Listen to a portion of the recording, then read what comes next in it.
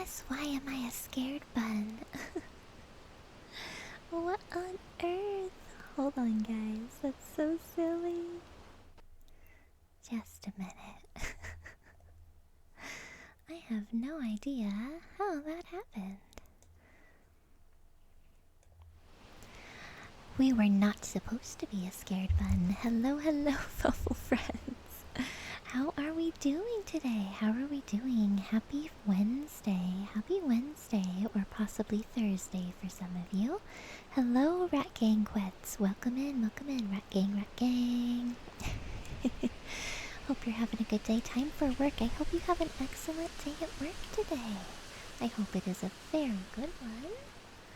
Tonight we are going to read some more Grimm's fairy tales, some more ASMR story time, and I hope you enjoy. I hope you get some cozy vibes from it. These stories I actually hadn't really read much of until last week when I did the ASMR stories, and what's funny is I love stories. I love fantastical stories. I love fairy tales. But there were many times during the stories that I was like, why would they do that? Or like, why didn't they just do it this way? It would have been so much easier. And I don't know why. It's funny though. But yes, welcome in. I hope everyone is having a wonderful day tonight. And I hope that for anybody listening, maybe before they go to bed, I hope you have a nice sleep, you get a good rest. It's okay if you fall asleep while I read. That means I'm doing my job well. Alright, so also, just a heads up that I probably won't read for as long as usual. I'm not feeling my best tonight, so I think I need to get some extra sleep. But I did want to bring you guys some cozy times before that, so it's probably going to be kind of a short story time today, but that's alright. Okay, we're going to start with the story Little Red Cap, which after looking a bit at it, sorry if my mic is loud too, I need to adjust it. And sometimes when I move my boom mic around, it can be kind of loud. Anyway, I think Little Red Cap is what Little Red Riding Hood was based on, so that's what we're going to read right now. And another thing about the Grimm's fairy tales too is they're a little bit darker, so if you like darker fairy tales, this is the stream for you. Alright, Little Red Cap. Once upon a time there was a dear little girl who was loved by everyone who looked at her, but most of all by her grandmother, and there was nothing that she would not have given to the child. Once she gave her a little red cap of velvet, which suited her so well that she would never wear anything else, so she was always called Little Red Cap. One day her mother said to her, "Come, Little Red Cap, here is a piece of cake and a bottle of wine. Take them to your grandmother, she is ill and weak, and they will do her good. Set out before it gets hot, and when you are going, walk nicely and quietly, and do not run off the path, or you may fall and break the bottle. And then your grandmother will get nothing, and when you go into her room, don't forget to say, 'Good morning,' and don't peep into every corner before you do it." "I will take great care," said Little Red Cap to her mother, and gave her hand on it. The grandmother lived out in the wood, half a league from the village, and just as Little Red Cap entered the wood, a wolf met her. Red Cap did not know what a wicked creature he was, and was not at all afraid of him. "Good day, Little Red Cap," said he. "Thank you kindly, Wolf. Where do you go so early, Little Red Cap?" "To my grandmother's." "What have you got in your apron?"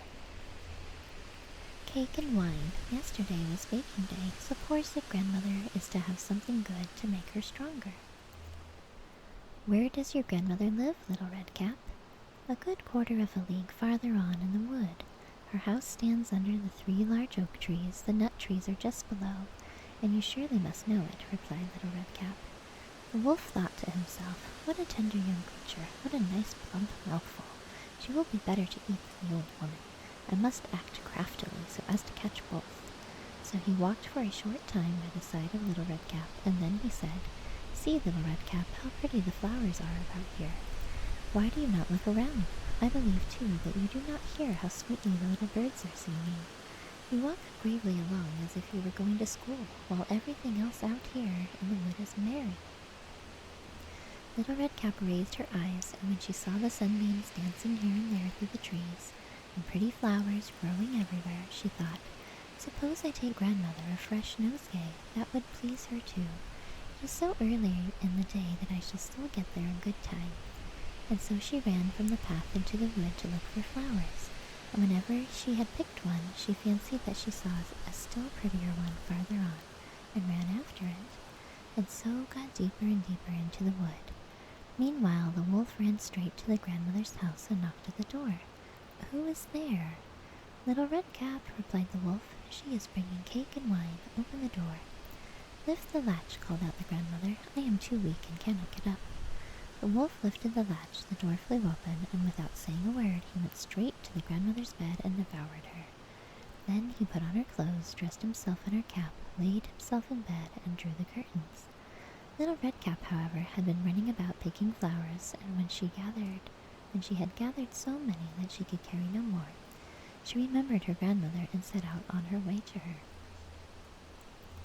She was surprised to find the cottage door standing open, and when she went into the room, she had such a strange feeling that she said to herself, "Oh dear, how uneasy I feel today, and at other times I like being with grandmother so much." She called out, "Good morning," but received no answer, so she went to the bed and drew back the curtains. There lay her grandmother with her cap pulled far over her face, and looking very strange. "Oh, grandmother," she said, "what big ears you have! The better to hear you with, my child," was the reply. "But grandmother, what big eyes you have," she said. "The better to see you with, my dear." "But grandmother, what large hands you have, the better to hug you with." "Oh, but grandmother, what a terrible big mouth you have, the better to eat you with." And scarcely had the wolf said this than with one bound he was out of bed and swallowed up Red Cap. When the wolf had appeased his appetite, he lay down again in the bed, fell asleep, and began to snore very loudly. The hunter was just passing the house and thought to himself, "How the old woman is snoring! I must just see if she wants anything." So he went into the room, and when he came to the bed, he saw that the wolf was lying in it. "Do I find you here, you old sinner?" said he. "I have long sought you."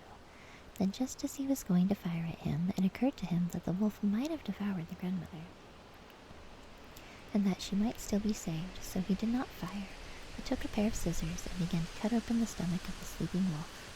When he had made 2 snips, he saw the little Red Cap shining, and then he made 2 snips more, and the little girl sprang out crying, "Ah, how frightened I have been! How dark it was inside the wolf!" And after that the aged grandmother came out alive also, but scarcely able to breathe.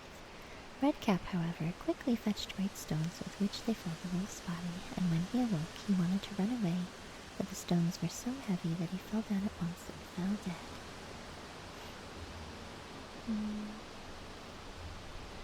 Then all 3 were delighted. The hunter drew off the wolf's skin and went home with it. The grandmother ate the cake and drank the wine which Red Cap had brought and revived. The Red Cap thought to herself, "As long as I live, I will never by myself leave the path to run into the wood when my mother has forbidden me to do so." It is also related that once when Red Cap was again taking cakes to the old grandmother, another wolf spoke to her and tried to entice her from the path. Red Cap, however, was on her guard and went straight forward on her way, and told her grandmother that she had met the wolf and that he had said good morning to her, but with such a wicked look in his eyes that if they had not been on the public road she was certain he would have eaten her up. "Well," said the grandmother, "we will shut the door that he may not come in." Soon afterwards the wolf knocked and cried, "Open the door, grandmother, I am Little Red Cap and am fetching you some cakes." But they did not speak or open the door, so the grey beard stole twice or thrice round the house, and at last jumped on the roof, intending to wait until Red Cap went home in the evening, and then to steal after her and devour her in the darkness. The grandmother saw what was in his thoughts. In front of the house was a great stone trough, so she said to the child, "Take the pail, Red Cap, I made some sausages yesterday, so carry the water in which I boil them to the trough." Red Cap carried until the great trough was quite full. Then the smell of the sausages reached the wolf, and he sniffed and peeped down, and at last stretched out his neck so far that he could no longer keep his footing and began to slip, and slipped down from the roof straight into the great trough and drowned. But Redcap went joyously home and never did anything to harm anyone.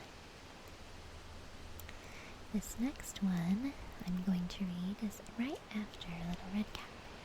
And this one is called The Bremen Town Musicians. This one I've never read before. Or I don't even recognize this story. A certain man had a donkey which had carried the sacks of corn to the mill tirelessly for many long years, but his strength was going, and he was growing more and more unfit for work. Then his master began to consider doing away with him, but the donkey, seeing that trouble was in the air, ran away and set out on the road to Bremen. There, he thought, I can surely join the town band. When he had walked some distance, he found a hound lying in the road, gasping like one who had run till he was tired. "Why are you gasping so, you big fellow?" asked the donkey. "Ah," replied the hound, "I am old and daily grow weaker, and no longer can hunt. My master wanted to kill me, so I took to flight, but now how am I to earn my bread?" "I tell you what," said the donkey, "I am going to Bremen, and shall be town musician there. Go with me and engage yourself also as a musician. I will play the lute, and you shall beat the kettle drum." The hound agreed, and on they went. Before long they came to a cat, sitting on the path with a face like 3 rainy days. "Now then, old Whiskers, what has gone askew with you?" asked the donkey. "Who can be merry when his neck is in danger?" answered the cat. "Because I am now getting old, and my teeth are worn to stumps, and I prefer to sit by the fire and spin rather than hunt about after mice. My mistress wanted to drown me, so I ran away. But now good advice is scarce. Where am I to go?" Actually, this story sounds a bit familiar to me. Maybe I have read it before. "Go with us to Bremen. You understand knights serenading. You can be a town musician."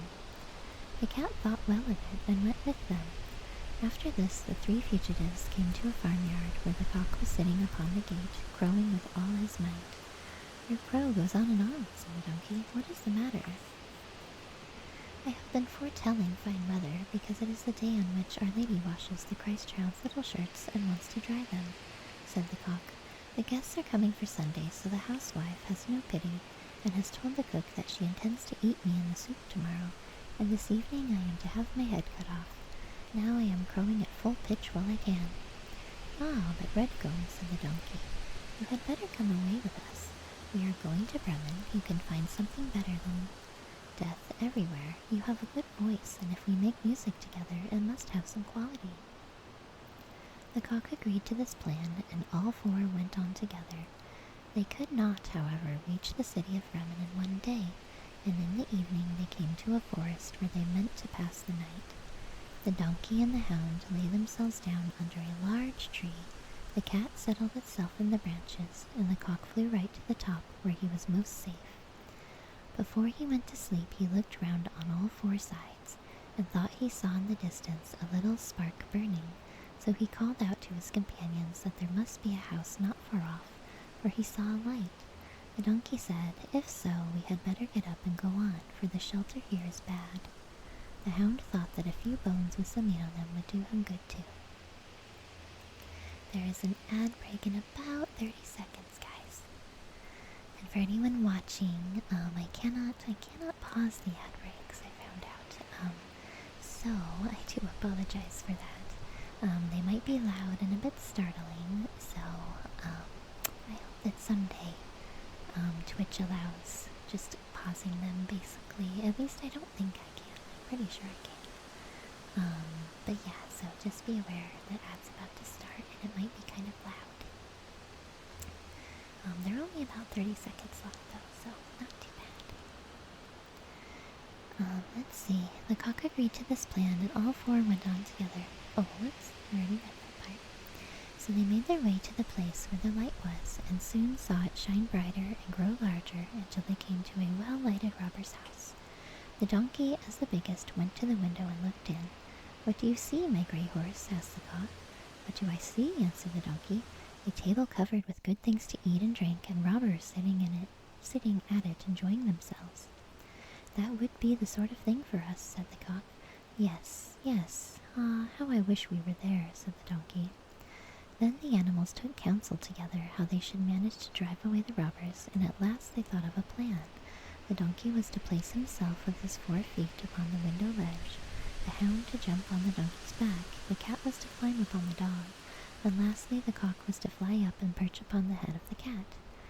When this was done, at a given signal they began to perform their music together. The donkey brayed, the hound barked, the cat mewed, and the cock crowed. Then they burst through the window into the room so that the glass clattered. At this horrible din, the robbers sprang up, thinking that a ghost had come in, and fled in a great fright out into the forest. The 4 companions now sat at the table, well content with what was left, and ate as if they were going to fast for a month. As soon as the 4 minstrels had done, they put out the light, and each sought for himself a sleeping place according to his nature and to what suited him. The donkey laid himself down upon some straw in the yard, the hound behind the door, the cat upon the hearth near the warm ashes, and the cock perched himself upon a beam of the roof, and being tired from their long walk, they soon went to sleep. Welcome back from the ad break. When it was past midnight, and the robbers saw from afar that the light was no longer burning in their house, and all appeared quiet, the captain said, "We ought not to have let ourselves be frightened out of our wits," and ordered one of them to go and examine the house. The messenger, finding all still, went into the kitchen to light a candle, and, taking the glistening fiery eyes of the cat for live coals, he held a match to them to light. But the cat did not think it was funny, and flew in his face, spitting and scratching. He was dreadfully frightened, and ran to the back door, but the dog who lay there sprang up and bit his leg, and as he ran across the yard by the straw heap, the donkey gave him a smart kick with its hind foot. The cock, too, who had been awakened by the noise, and had become lively, cried down from the beam, "Cock-a-doodle-doo!" Then the robber ran back as fast as he could to his captain, and said, "Ah, there is a horrible witch sitting in the house, who spat on me and scratched my face with her long claws, and by the door stands a man with a knife who stabbed me in the leg, and in the yard there lies a black monster who beat me with a wooden club, and above upon the roof sits the judge who called out to bring the rogue here to me, so I got away as well as I could." After this the robbers did not trust themselves in the house again, but it suited the 4 musicians of Bremen so well that they did not care to leave it any more, and the mouth of the man who last told the story is still warm. That was kind of a fun one. It seemed vaguely familiar, but I may be thinking of a different story. Let's see. We're going to read one called Cat and Mouse in Partnership. Just a minute though, I do need to hydrate.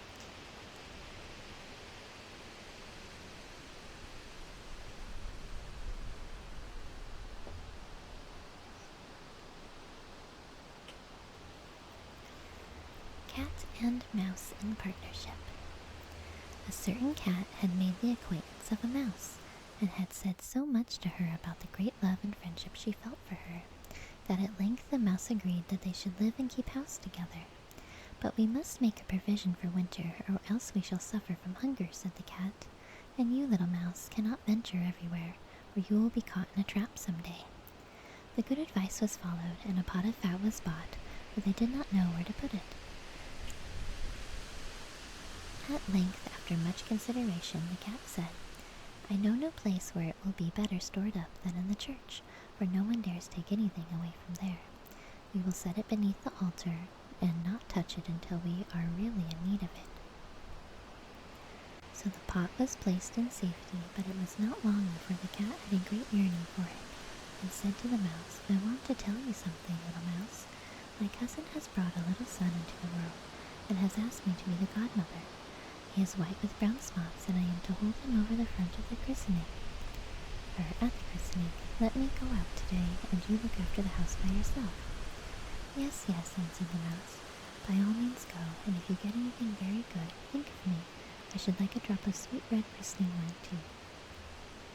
All this, however, was untrue. The cat had no cousin, and had not been asked to be godmother. She went straight to the church, stole to the pot of fat, began to lick at it, and licked the top of the fat off.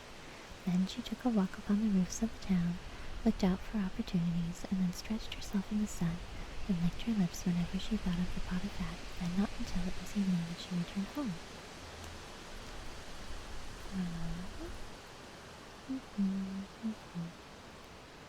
Well, here you are again, said the mouse. No doubt you have had a merry day. All went off well, answered the cat. What name did they give the child? Top off, said the cat quite coolly. Top off, cried the mouse. That is a very odd and uncommon name. Is it a usual one in your family? What does it matter, said the cat. It is no worse than Crumb Stealer, as your godchildren are called. Before long, the cat was seized by another fit of longing. Excuse me. She said to the mouse, You must do me a favor, and once more manage the house for a day alone. I am again asked to be godmother, and, as the child has a white ring around its neck, I cannot refuse.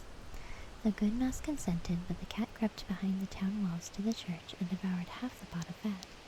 Nothing ever seems so good as what one keeps to oneself, she said, and was quite satisfied with her day's work. When she went home, the mouse inquired, And what was this child christened?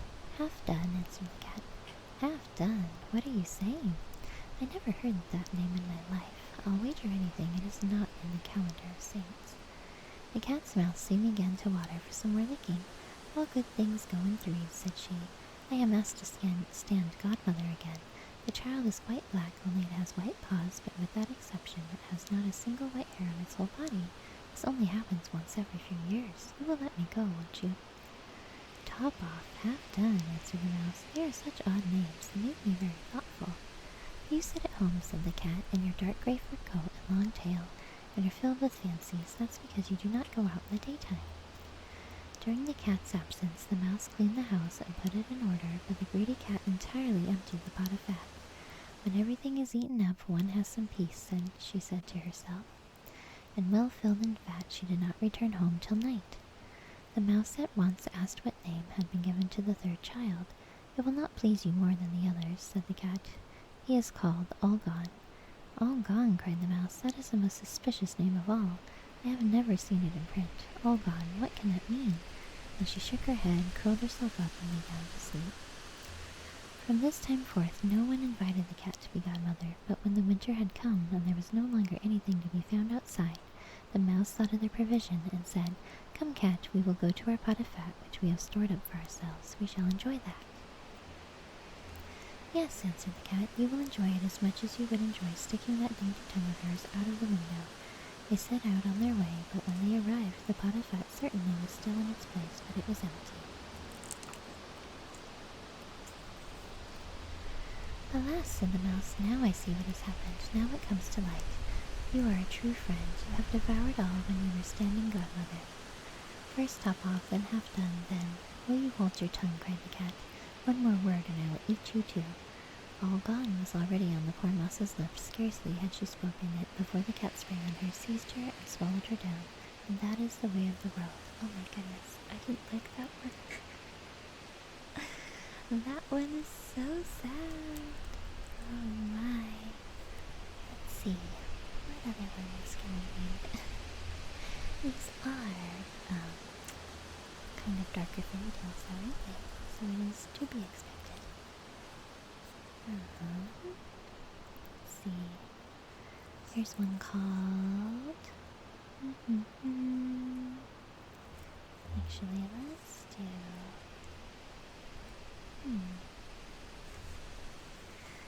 This one's called The Wonderful Musician.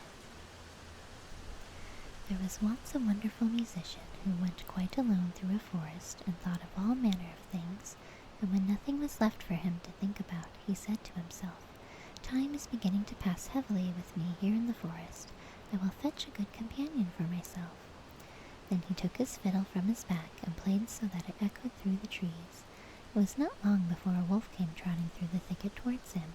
Ah, here is a wolf coming. I have no desire for him, said the musician, but the wolf came nearer and said to him, Ah, dear musician, how beautifully you do play. I should like to learn that too. It is soon learned, the musician replied, only you have to do all that I bid of you. Oh, musician, said the wolf, I will obey you as a scholar obeys his master. The musician had him follow, and when they had gone part of the way together, they came to an old oak tree, which was hollow inside and cleft in the middle. "Look," said the musician, "if you will learn to fiddle, put your 4 paws into this crevice." The wolf obeyed, but the musician quickly picked up a stone and with one blow wedged his 2 paws so fast that he was forced to stay there like a prisoner. "Stay there until I come back again," said the musician, and went his way. After a while he again said to himself, "Time is beginning to pass heavily with me here in the forest. I will fetch another companion," and took his fiddle and again played in the forest. It was not long before a fox came grinning through the trees toward him. "Ah, there's a fox coming," said the musician. "I have no desire for him." The fox came up to him and said, "Oh, dear musician, how beautifully you do play. I should like to learn that too." "That is soon learned," said the musician. "You have only to do everything that I bid you." "Oh, musician," then said the fox, "I will obey you as a scholar obeys his master." "Follow me," said the musician, and when they had walked part of the way, they came to a footpath with high bushes on both sides of it. There the musician stood still, and from one side bent a young hazel bush down to the ground and put his foot on top of it. Then he bent down a young tree from the other side as well, and said, "Now, little fox, if you will learn something, give me your left front paw." The fox obeyed, and the musician fastened his paw to the left bough. "Little fox," said he, "now reach me your right paw." And he tied it to the right bough. When he had examined whether they were firm enough, he let go, and the bushes sprang up again and jerked up the little fox so that it hung struggling in the air. "Wait there till I come back again," said the musician, and went his way. "I don't like this musician. He's not nice at all." Again he said to himself, "Time is beginning to pass heavily with me here in the forest. I will fetch another companion." So he took his fiddle, and the sound echoed through the forest. Then a little hare came springing towards him. "Why, a hare is coming," said the musician. "I do not want him." He's awfully picky for someone who wants a companion. "Oh my goodness, Nebu, hello, welcome in. I do not know how I did not see you there. I am so sorry. Also, I have not given anybody their shoutouts. I do apologize. If you're not already following Rat Gang Quets, please do so. And if you're not already following Nebu Pookins, please do so. I'm sorry, Nebu. How long have you been there? How long have you been there, Nebu? I'm so sorry I didn't see you. See, I hope you're having a good Wednesday. Happy Wednesday. Let's see. Gotta type correctly. Oops. You can probably hear my tippy tappy typing.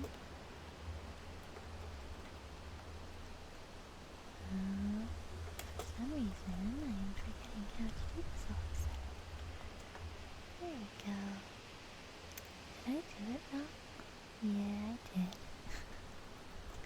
Which is so silly of me because I just did it correctly the time before. There we go. Nebu is playing monstroscopy. What, Nebu? If you are still there, Nebu, so sorry I did not see you before. If you are still there, what is monstroscopy about? I have not heard of that one. But yes, welcome in.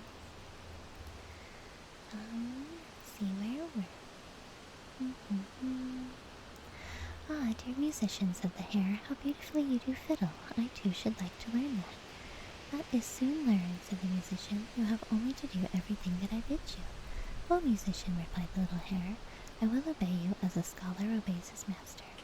They went a part of the way together until they came to an open space in the forest, where stood an aspen tree. The musician tied a long string round the little hare's neck, the other end of which he fastened to the tree. "Now, briskly, little hare, run 20 times around the tree," cried the musician, and the little hare obeyed, and when it had run round 20 times, it had twisted the string 20 times round the trunk of the tree, and the little hare was caught, and let it pull and tug as it liked. It only made the string cut into its tender neck. "Wait there till I come back," said the musician, and went onwards. I hope this guy gets what's coming to him. He's not nice one bit. The wolf, in the meantime, had pushed and pulled and bitten at the stone, and had worked so long that he had set his feet free, and had drawn them once more out of the cleft. Full of anger and rage, he hurried after the musician and wanted to tear him to pieces. When the fox saw him running, he began to lament, and cried with all his might, Brother Wolf, come to my help, the musician has betrayed me. The wolf drew down the little tree, bit the cord in two, and freed the fox, who went with him to take revenge on the musician. They found the tied-up hare, whom likewise they released, and they all slept the enemy together. The musician had once more played his fiddle as he went on his way, and this time he had been more fortunate. The sound reached the ears of a poor woodcutter, who instantly, without a thought, gave up his work, and came with his hatchet under his arm to listen to the music. At last comes the right companion, said the musician, for I was seeking a human being and no wild beast. And he began and played so beautifully and delightfully that the poor man stood there as if bewitched, and his heart leaped with gladness. And as he thus stood, the wolf, the fox, and the hare came up, and he saw well that they had some evil beside. So he raised his glittering axe and placed himself before the musician as if to say, whoever wishes to touch him, let him beware, for he will have to deal with me. Then the beasts were terrified and ran back into the forest. The musician, however, played once more to the man out of gratitude, and then went onwards. No, I wanted the animals to get him. I wanted the animals to get him because he was so rude. Let's see.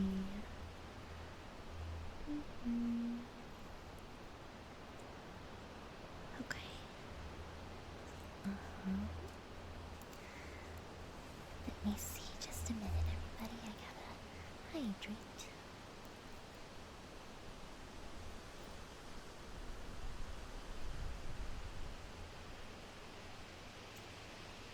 Okay.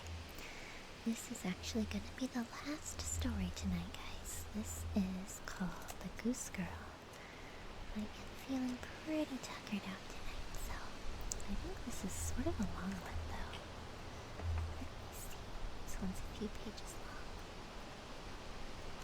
Not that long, I guess. Alright, this will be the last one. The Goose Girl.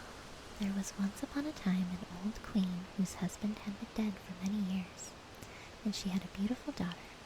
When the princess grew up, she was betrothed to a prince who lived at a great distance.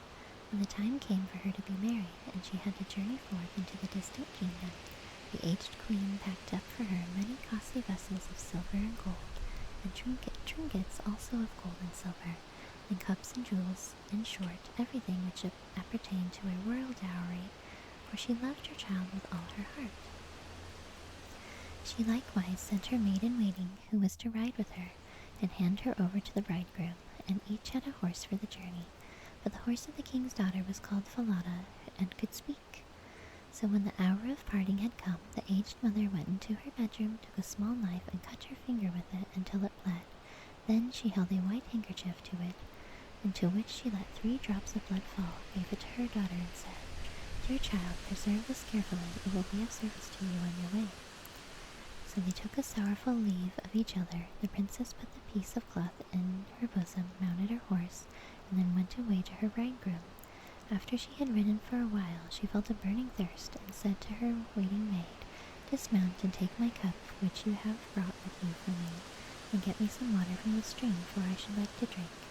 If you are thirsty, said the waiting maid, get off your horse yourself, and lie down and drink out of the water. I don't choose to be your servant. So in her great thirst the princess alighted, bent down over the water in the stream, and drank, and was not allowed to drink out of the golden cup.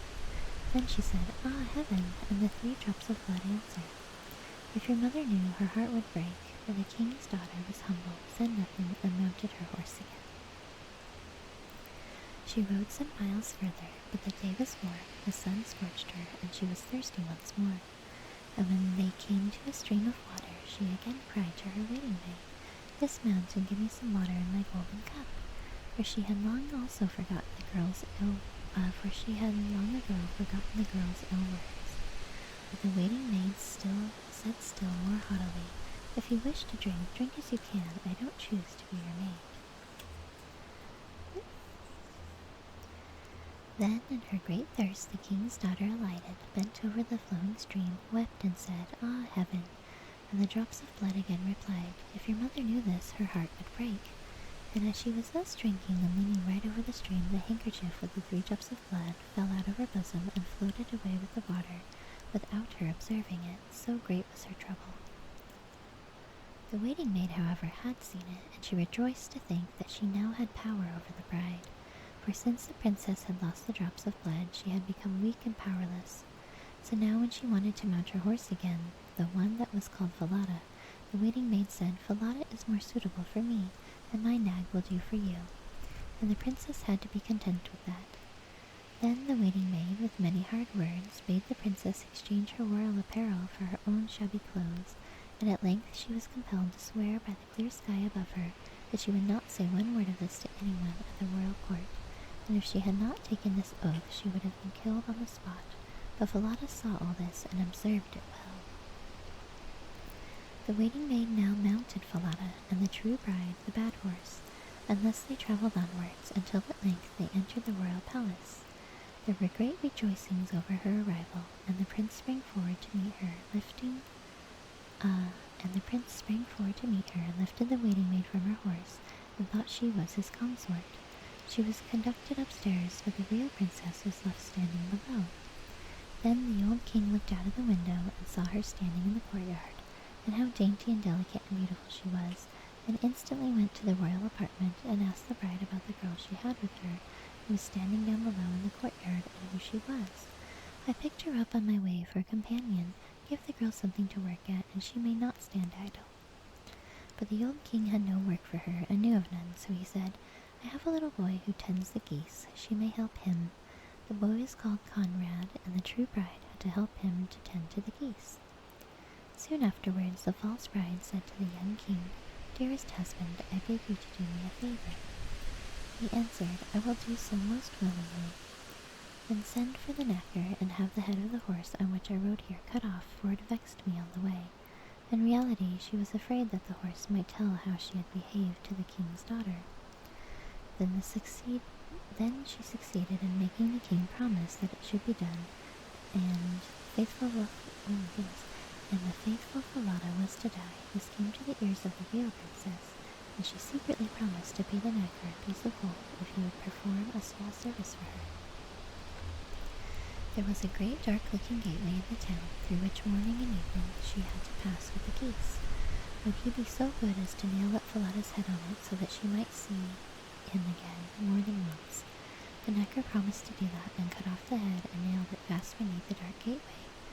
Early in the morning, when she and Conrad drove out their flock beneath this gateway, she said in passing, "Alas, Falada, hanging there." Then the head answered, "Alas, young queen, how ill you fare. If this your tender mother knew, her heart would surely break in two." Then they went still further out of the town and drove their geese into the country, and when they had come to the meadow, she sat down and unbound her hair, which was like pure gold, and Conrad saw it and delighted in its brightness, and wanted to pluck out a few hairs. Then she said, "Blow, blow, you gentle wind, I say. Blow Conrad's little hat away, and make him chase it here and there, until I have braided all my hair, and bound it up again." And there came such a violent wind that it blew Conrad's hat far across country, and he was forced to run after it. When he came back, she had finished combing her hair, and was putting it up again, and he could not get any of it.